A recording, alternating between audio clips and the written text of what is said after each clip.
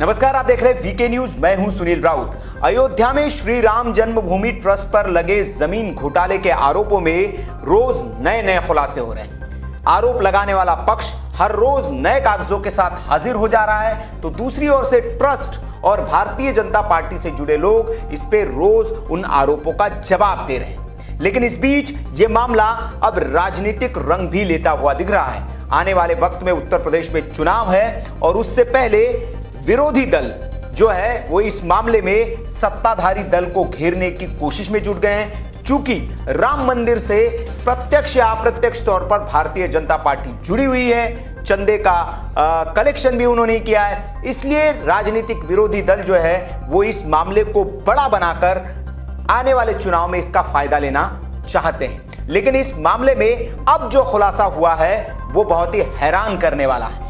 क्या राजनीतिक दल अब भारतीय जनता पार्टी को नुकसान पहुंचाने के लिए या इस मामले में घेरने के लिए संतों का सहारा ले रही है? और क्या संतों का सहारा लेने के लिए उन्हें पैसों का लालच दिया जा रहा है, उन्हें पैसों के साथ साथ पद का लालच दिया जा रहा है और संतों को ट्रस्ट के खिलाफ और भारतीय जनता पार्टी के खिलाफ खड़ा किया जा रहा है? क्योंकि जब से आरोप लगे हैं तब से जो विपक्षी दल है उन्होंने आरोप तो लगा दिए जमीन घोटाले के, लेकिन ट्रस्ट के अयोध्या के संत हो या देश भर के संत हो, वो ट्रस्ट के साथ में खड़े दिखे और ट्रस्ट पर जो आरोप लग रहे हैं उसे बेबुनियाद बताते हुए इन राजनीतिक दलों को ही लताड़ना शुरू किया इन्होंने।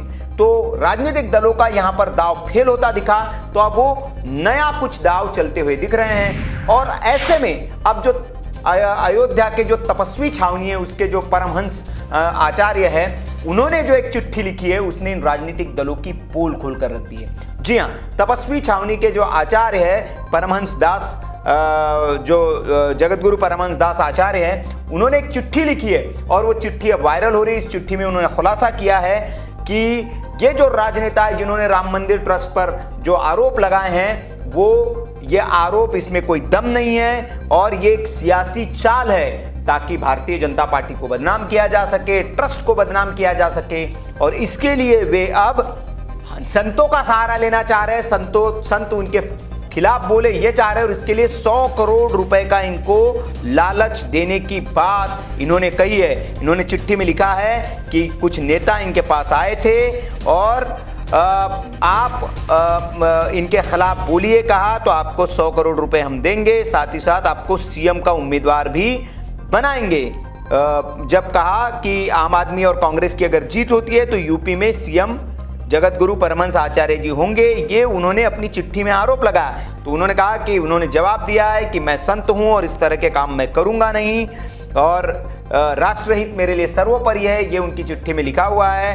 तो वे जो नेता थे जो आम आदमी पार्टी और कांग्रेस की ओर से भेजे गए थे, जो इन्होंने आरोप लगाया, वो चले गए। लेकिन अब ये बहुत बड़ा आरोप, इस चिट्ठी में एक आरोप ये भी लगाया इन्होंने कि स्वामी स्वरूपानंद सरस्वती जो है शंकराचार्य, उन्हें 50 करोड़ रुपए में आम आदमी पार्टी ने खरीद लिया है। जी हाँ, एक अकेले एकमात्र संत थे शंकराचार्य स्वामी स्वरूपानंद सरस्वती, जिन्होंने इस ट्रस्ट को भंग करने की मांग की थी प्रधानमंत्री मोदी से और आरोपों की जांच करने की मांग की थी। वैसे शंकराचार्य स्वरूपानंद सरस्वती का झुकाव किस दल की ओर है, किस दल के नेताओं के साथ उनकी नजदीकियां है, ये किसी से बताने की जरूरत नहीं है। और उन पर यह ठप्पा लगा हुआ है कि वो एक कांग्रेस समर्थित संत है और हमेशा से वो इस तरह की बातें करते रहते। राम मंदिर के फैसले के वक्त भी इस तरह के कुछ उनके बयान आते रहते थे। उन्हीं के एक चेले हैं अभिमुक्तेश्वरानंद सरस्वती, जो कि बनारस में रहते हैं। उन्होंने भी इस मामले में दूसरे संत है जिन्होंने इस मामले में आवाज उठाई है और ट्रस्ट पर आरोपों का समर्थन करते हुए जांच की मांग की है। वो उन्होंने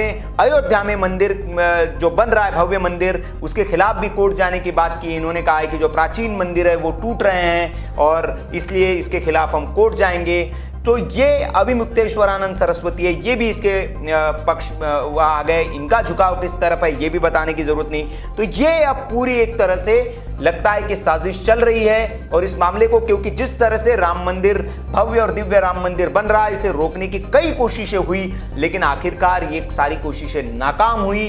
कोर्ट ने फैसला दिया, उसके बाद भव्य और दिव्य राम मंदिर अयोध्या में बन रहा है। लेकिन अब किस तरह से साजिशें उसे रोकने के लिए की जा रही है, ये इससे समझ में आता है। राजनीतिक दल चुनाव में फायदा लेने के लिए किस तरह से राम को बदनाम करने में जुटे हुए हैं, राम जन्मभूमि को बदनाम करने में जुटे हुए, राम जन्मभूमि ट्रस्ट जो उस मंदिर के काम में लगी हुई उसे बदनाम करने में जुटे हुए, ये इससे समझ में आता है। और ये अगर आरोप सच है तो ये बहुत गंभीर आरोप है आम आदमी पार्टी, समाजवादी पार्टी और कांग्रेस पर कि ये संतों को खरीद कर ट्रस्ट और बीजेपी के खिलाफ उत्तर प्रदेश में माहौल बनाना चाहती है, चुनाव जीतना चाहती है। अब देखना होगा इस चिट्ठी पर सरकार, क्योंकि योगी आदित्यनाथ की सरकार है उत्तर प्रदेश में, वो क्या एक्शन लेती है। क्या इस चिट्ठी पर कोई एफआईआर दर्ज होती है इन पार्टियों के खिलाफ, इन नेताओं के खिलाफ? क्या इसकी जांच होती है? क्या उनसे पूछा जाएगा कि वो कौन लोग थे जो आपके पास आए थे और जिन्होंने इस तरह का ऑफर दिया? क्या कार्रवाई होती है, ये देखने वाली बात होगी। लेकिन फिलहाल परमहंस दास की ओर से ये जो आरोप लगाया गया है ये बहुत संगीन और बड़ा आरोप है। इस पर हमारी भी आगे नजर बनी हुई इस खबर पर। आप भी वीके न्यूज के साथ बने रहिए। खबर अगर आपको अच्छी लगी तो लाइक करें, शेयर जरूर करें ताकि लोगों को पता चल सके कि अयोध्या में क्या क्या हो रहा है और राजनीतिक दल क्या क्या कर रहे हैं। और ऐसी खबरों के लिए आप देखते रहिए वीके न्यूज। नमस्कार।